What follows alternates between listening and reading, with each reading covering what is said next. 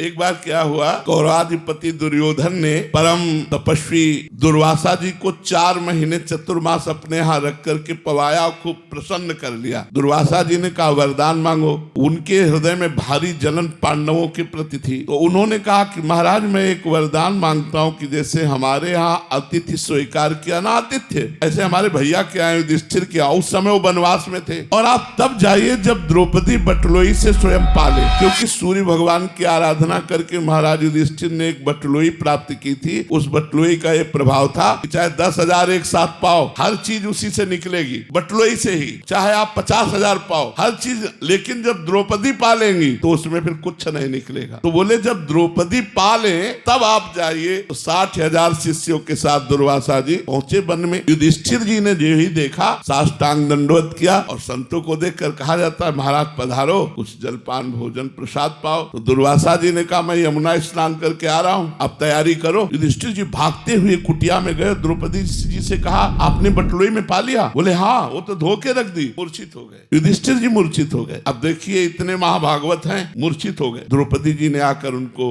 क्या बात हो गई, मेरे पाने की बात सुनकर आप मूर्छित क्यों हो गए? अरे बोले 60,000 शिष्यों के साथ दुर्वासा ऋषि पधारे हैं, आतिथ्य के लिए निमंत्रण दे दिया है, यदि उनको नहीं पवाते तो साप दे के जाएंगे वो, अब क्या होगा? तो द्रौपदी जी ने कहा तुम्हें सूर्य प्रदत्त बटलोई पर विश्वास है, श्री कृष्ण पर नहीं। ये खास बात पकड़िए। द्रौपदी जी का चीरहरण हो चुका था, उस समय उन्होंने देख लिया था, इसलिए पूर्ण विश्वास श्री कृष्ण पर हो गया था। उन्होंने कहा तुम्हें एक बटलोई पर विश्वास है सूर्य प्रदत्त, लेकिन भगवान श्री कृष्ण पर विश्वास नहीं, आप प्रसन्न रहिए। और कहा हे कृष्ण, देखा सामने से पीताम्बर फहराते हुए आए। कहा द्रौपदी बहुत भूख लगी है। बोले समस्या पे समस्या तो इसी बात की है, 60,000 शिष्यों के साथ दुर्वासा ऋषि आए, हमने बटलोई में पा लिया। तो भगवान ने कहा बटलोई लाओ, और उससे एक शीत चिपका हुआ निकला साग का, और जे ही मुख में डाला पूरा विश्व तृप्त हो गया। जे ही भगवान ने पाया